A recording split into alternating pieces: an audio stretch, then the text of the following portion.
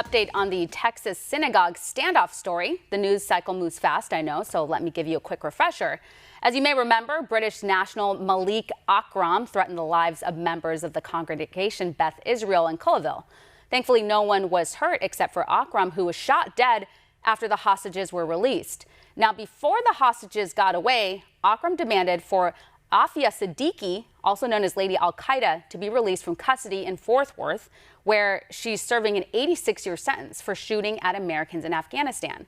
Well, according to a new report, researchers say there was actually a coordinated spike in Twitter activity sympathetic to the convicted terrorist Lady Al-Qaeda leading up to the hostage crisis. It's a scary thought that this type of stuff is allowed to happen on social media platforms. Twitter is quick to crack down on conservatives and quote misinformation. So it's hard to understand why they're so slow on cracking down on terrorists and the sympathizers. Join me now, civil rights attorney Brooke Goldstein. Brooke, thank you so much for joining me. So Brooke, this report was really interesting. The fact that there was a spike around Lady Al-Qaeda on Twitter. I mean, this is really incredible, and it's not like we haven't heard this before. We do know that terrorists use social media platforms as a way to recruit people. That being said, as a conservative and somebody who sees people getting banned and censored off Twitter immediately for sharing something that the mainstream media doesn't necessarily like, I'm kind of surprised that this is even allowed to happen or that it does happen. You know, you really hit the nail on the head there. You're seeing rampant censorship of regular Americans because they don't hold the right political point of view. But then you have groups like the Council on American Islamic Relations, which is a Muslim Brotherhood front group and also an unindicted co-conspirator in a terror finance trial. And you have the executive director of this group calling on people to view Zionist synagogues to be opposed and Zionist organizations are the enemy, ramping up a campaign to free Lady Al-Qaeda. And it is allowed to happen with no consequence. And I ask you, is it a coincidence that the Council on American Islamic Relations, according to this point, to this report, was part of a coordinated campaign together with Pakistani social media accounts and also bots, ramping up the incitement to hatred and potentially violence? And a terrorist comes from the UK, crosses our borders, and targets the very synagogues that CARE is calling the enemy for the same point, to free Lady Al-Qaeda. And right after the terrorist attack, the same group, the Council on American Islamic Relations, had the chutzpah to renew their campaign to free Lady Al-Qaeda.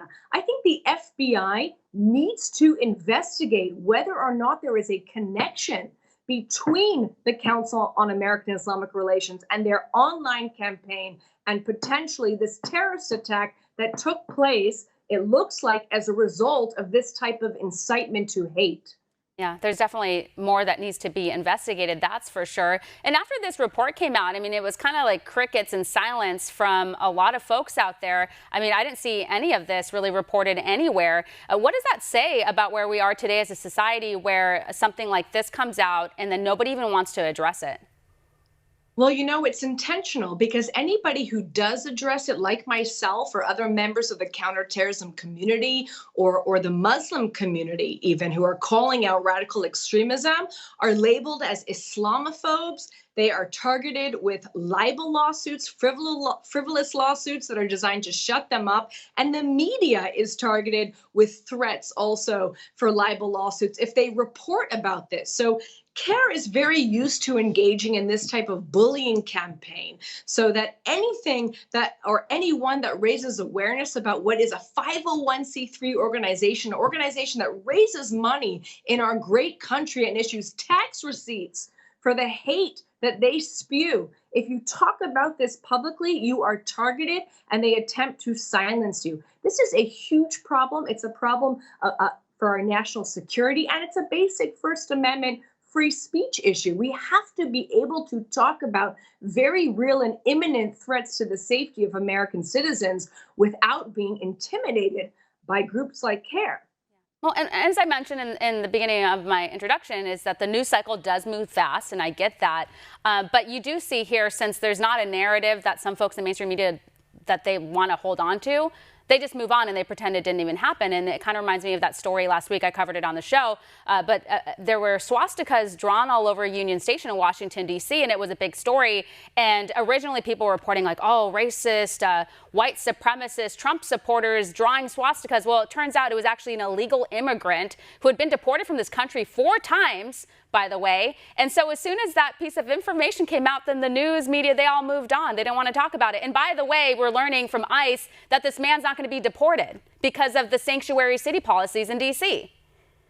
Right, because this is the inconvenient truth, mostly for the left, that Jew hatred is systemic. It is not just coming from white supremacists that is an easy enemy for them. It is coming from our educational system, where Jew hatred is now being taught in schools under the guise of a critical race theory. It's coming from members of government like Ilhan Omar, who is a rabid anti-Semite. It is coming from 501c3 organizations like the Council on American Islamic Relations. But if you talk about it, it is politically incorrect narrative. You are labeled an Islamophobe. This does a huge disservice to the American people, this type of one-sided reporting, and it is making us less safe.